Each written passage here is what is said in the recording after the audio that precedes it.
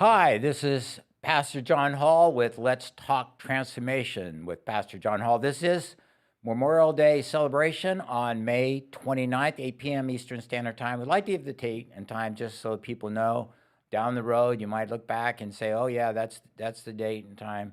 So tonight is kind of special. Obviously, I'm not expecting to have a call in. I have some really important things I think that people might want to listen to and catch. It may not be very long, but when it comes to transformation, sometimes there's things out on the internet dealing with things like, for example, the rapture, which I'm going to talk about tonight, a lot about chronology, a lot about the tribulation period, the Antichrist, and so forth. And my concern is simply that when we get caught up in some of the details, we lose the purpose for why these prophetic things are happening. So in Second Peter chapter 3, I think it's chapter 3, it talks about the fact that all these things are given to us to motivate us to be transformed.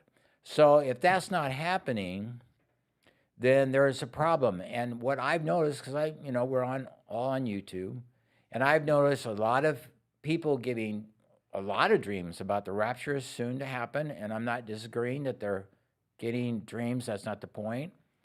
But there are a lot of people throwing out videos which are basically saying, are you sure that you won't take the mark of the beast, or or maybe, here's the person who's the Antichrist. Let's see if we can figure this out. So there's a lot of different things that we can debate about and be concerned about and maybe have some disagreement. But I would like to bring up three specific things that I think there should be no disagreement. And I think that when we talk about these and they're brought up in kind of like a scary way, it doesn't help. It doesn't help because people get kind of wrapped up into it. So the first thing that I would like to talk about is the belief, or often I see these videos which are saying, are you sure that you're not going to take the mark of the beast? So I just want to lay to rest, and maybe people might disagree with this. I don't see how, but lay to rest that it's pretty impossible for you to accidentally take the mark of the beast. And I want to show you why that is true. So, first of all, you have in Matthew chapter 24, verses 15 through 21. This is a very important passage. Everybody reads it. If you're not familiar with it, you definitely want to read it. But in chapter 24, verses 15 through 21, Jesus is talking about all the things that are going to happen. There's going to be wars and rumors of wars. And he gets to verse 15, and he gives this very important sign. It's the most important sign about the tribulation period and about being concerned about it. And it says, so when you see standing in the holy place the abomination that causes desolation, spoken of through the prophet Daniel, let the reader understand. Then let those who are in Judea flee to the mountains. Let no one on the housetop go down to take anything out of the house. Let no one in the field go back to get their cloak. So what it's saying there is Jesus is saying, look, if you want to look for a sign, if you want to look for something, look for when the Antichrist desecrates the temple. Now, when does this happen? When Daniel chapter 9, verse 27, we have this very specific verse. Anybody that's doing prophetic things knows about this. And so if you don't, this is important to know. If you do know, it's kind of like, okay, review. But in Daniel chapter 9, verse 27, it says, he will confirm. Who's he? The Antichrist. But we're not sure who it is at this point. And we're going to go back on that on Matthew 24. But it says, he will confirm a covenant. That means a treaty. So I think it's helpful if you use the word treaty rather than covenant. Covenant is not a word we use, but treaty. Oh, yeah, we got a treaty going on. Yeah.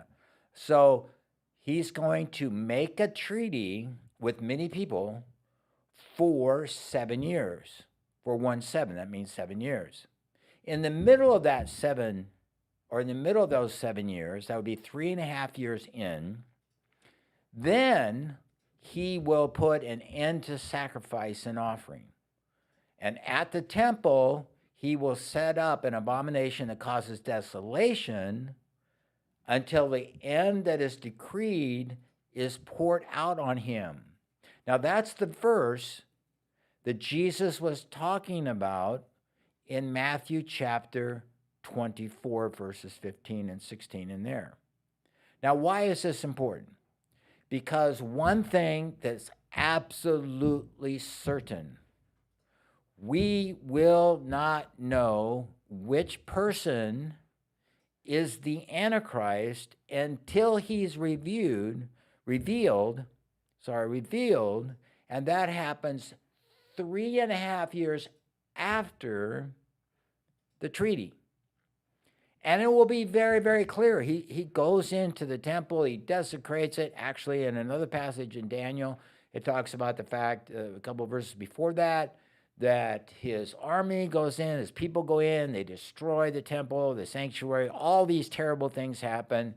When that event happens, then you know that the Antichrist is going to start his reign. Now, in Revelation chapter 13, it talks about the Antichrist doing his thing for 1,260 days. At the same time, you have the false prophet doing his deal for 1,260 days. And during that last 3.5 years of 1,260 days, they proceed to set up the mark of the beast for buying and selling. And during that time, people will have to make a decision. So we're not even close to that. I mean, we'd have to have a treaty right now, but there's no the Antichrist hasn't shown up yet. And for all those who believe that the rapture takes place before the Antichrist comes, then it's impossible. I mean, if you're not a Christian, maybe, but if you are a Christian, it's impossible, because the mark of the beast doesn't even occur. And not only that, but a lot of people don't realize that in Revelation chapter 14, verses 9 through 11, this is during the time that the Antichrist and false prophet are setting things up. Now, it just doesn't happen on day one. So when the Antichrist desecrates the temple and everybody's supposed to flee, and then they chases out the Jewish people into the wilderness, and all kinds of things start to happen, and now there's going to be plagues and all. So during these months, the idea of setting up the system and activating will occur. Now, obviously, we see now that with all the chip technology and everything, it probably won't take super amount of time, but it does not occur until the time that the false prophet sets us up. And then on top of that, in Revelation chapter 14, Jesus sends an angel, some way communicates to the whole world. Now listen to what it says. The third angel followed them and said in a loud voice, "If anyone worships a beast and its image and receives his mark on their forehead or on their hand, they too will drink the wine of God's fury, which has been poured out full strength into the cup of his wrath. They will be tormented with burning sulfur in the presence of the holy angels and of the Lamb." Now look at this. This angel, this message that goes out from God, from his throne, does not occur until the Antichrist is doing his thing and the false prophet are out there trying to make this happen. And God is telling the people in the whole world, whether they're, people are obviously coming to Christ during this time, but for everyone, he's saying, look, obviously, some people haven't yet taken the mark, and he's warning them, do not take this. So if God is warning them not to take the mark of the beast, and they have the opportunity to see that, worship the the image and everything. And all this is taking place after the Antichrist is revealed. And that's 3.5 years after the treaty starts. And it's clear that that would occur after the rapture takes place. What's the chances that somebody's going to take the mark of the beast now? It's not going to happen. Or don't even be concerned about it. Now, people would say, oh, well, you should be, chipping this and that. Well, I guess I'm not going to take a chip in my right hand or my forehead, okay? But we do use credit cards and we do all these things. And people can say, well, are we going to give up our credit cards? Well, I remember back in the 1980s, people said, well, I'm not going to give up my direct deposit, and now we all do direct deposit. So I think that we have to realize that anything that would try to scare us or makes us anxious about taking the mark of the beast, I just can't see how that is helpful. That gets us distracted. That's not going to help us in our transformation because we're going to be all wrought up about something we shouldn't even be wrought up about. Now, the second thing that is very clear, and it's connected to the same verse in Matthew chapter 24, because Jesus is saying at that time that, and in First Thessalonians, it also says about that, first or second, I forget whether it's Second Thessalonians chapter 1, where it talks about the fact that he will not be revealed. We will not know who the Antichrist is until he desecrates a temple. So trying to figure this person out. I mean, we can know, let's say we did know something about them, which I think Revelation chapter 17, verses 8 through 11 does tell us some things about who this person might be, but we wouldn't even know which person it is, can't know which person it is until 3.5 years into the treaty, in which the treaty is broken and the Antichrist desecrates the temple. Then we know who this person is. So the concept of us saying that we should be concerned about taking the mark of the beast, or we should be looking out for who this person is. I mean, anything that would suggest that, I just think it's a distraction. I don't see why we should be doing this. Now, we need to inform people about the fact that they shouldn't be worried about it, but I don't think there's any person this side of the rapture that should be all concerned about whether they're going to take the mark of the beast or any of that, because Jesus is saying it will not happen until the Antichrist is revealed, and then that's 1,260 days, somewhere in that point in time, and even then, God is going to send an angel to warn people, don't do that. So I just have difficulty believing that that is something we should be concerned about. So again, we shouldn't be concerned about taking the mark of the beast. We shouldn't be concerned about figuring out who the Antichrist is. And then thirdly, I'd like to bring up something because this is extremely important. It's going to lead into another conversation I'd like to have, which is about chronology. I've done a super amount of work on chronology. I actually wrote a book. Everybody's got a book, right? I wrote a book called The Ultimate Comprehensive Bible Timeline. And in this book, I did about 5,000 hours of research, and I believe I can explain all the different reasons why people date the things the way they do. And I'm going to do a podcast here in the next few days, maybe within the next week. It take about an hour, and I'm going to summarize everything I know about that, and I'm going to explain to you exactly why people date the dates they have, all of them. I can tell you why everyone has the date they have, and I can explain it to you because it's not actually that hard. There's just some information people don't know about. It's kind of interesting, and I'm going to do a podcast on that, and we're going to go through very specifically. And actually, there's only 3 things that you need to know about to understand the basic reason why people have the different dates they have. Now, I would like to say this to start with, and then I'm going to end tonight. So let's take, for example, when did Jesus die?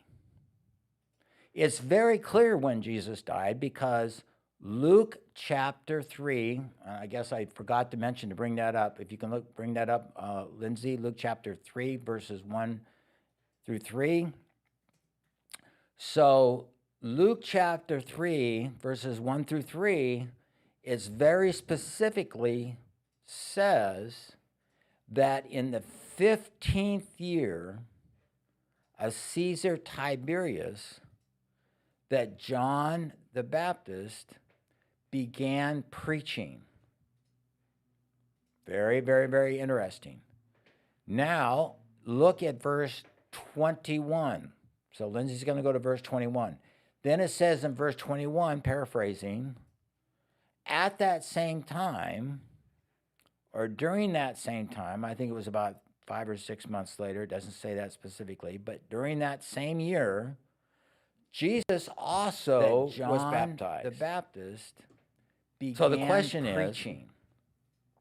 When was Caesar Tiberius' 15th year? Now, we'll look it up on Wikipedia. It's very simple. 21. It was 30. So he's going to go to verse 21. Then it says in verse 21, paraphrasing, was baptized in 30 A.D. and died in 33 A.D. in April 6, I believe, 4, 5, 6, I forget exactly which day. It was a Friday, just like the Gospels demand. It was not, he did not die in the year 30 AD. He did not. But next time when I do this podcast, I'm going to show you exactly why people date it that way. And we're going to also show you why people believe that Jesus was born in 4 BC. I'm going to show you how they came up with that date and why people in the secular world are actually kind of like changing that date, because not too long ago, it was only about 10 or 15 years ago, that they said that Caesar Tiberius's 15th year was 27 AD.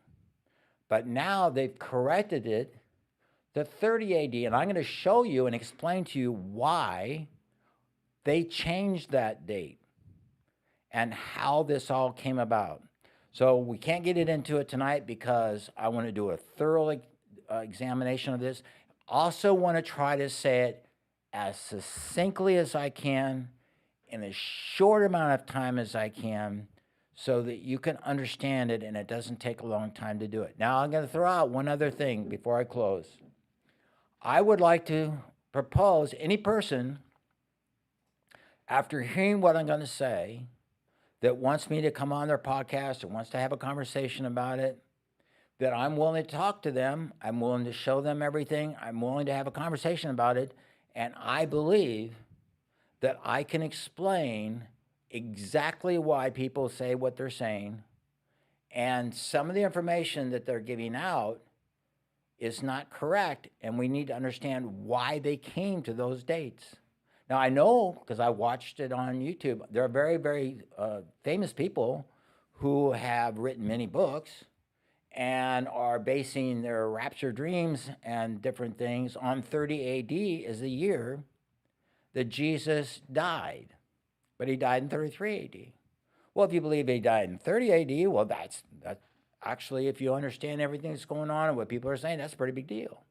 So I'm willing to give out the challenge. I'm willing to discuss this with anybody, any date, anywhere in Scripture, starting with Genesis chapter 5, with the genealogy, all the way down to Luke chapter 3. And I just want to point out one other little interesting tidbit, if you haven't ever thought about this.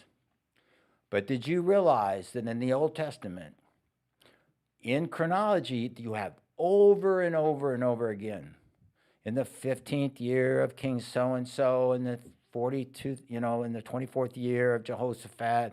In fact, in 1 Kings chapter 6, it says, in the 480th year after the Exodus, in King Solomon's 4th year, he began to build the temple. Well, that's a pretty big deal. You already know that was 480 years from the Exodus time until when Solomon was going to build the temple.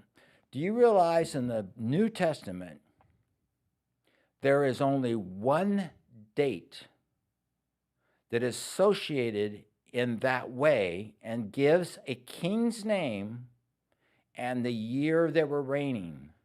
And that is Luke chapter 3, verse 1, that in the 15th year of Caesar Tiberius, John the Baptist began to preach, and Jesus was baptized.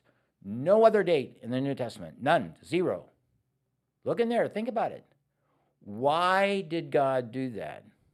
And I believe it's because that date was so important that he didn't want us to get it confused with any other date in the New Testament. It connects the 70 weeks of Daniel down to the baptism of Jesus. That's very important, and we're going to go over all of that in the next podcast about the chronology of the Bible, because people are way anxious about this, and we're not going to be able to move forward in our transformation process if we're very confused about all these chronology issues. So I hope that was interesting tonight and that it was really helpful. Maybe it gets you excited about what we're going to do next time. And for most of you, you probably won't even hear this podcast live. So by the time that you get around to it, I've already done it. And you can listen to the podcast that will last approximately an hour. I think it'll take about an hour to do it very succinctly and clearly. Thanks for joining me tonight, Memorial Day weekend. I hope that you had a great time with your family and that you are encouraged in what Jesus is doing to transform you. Thanks for listening. God bless.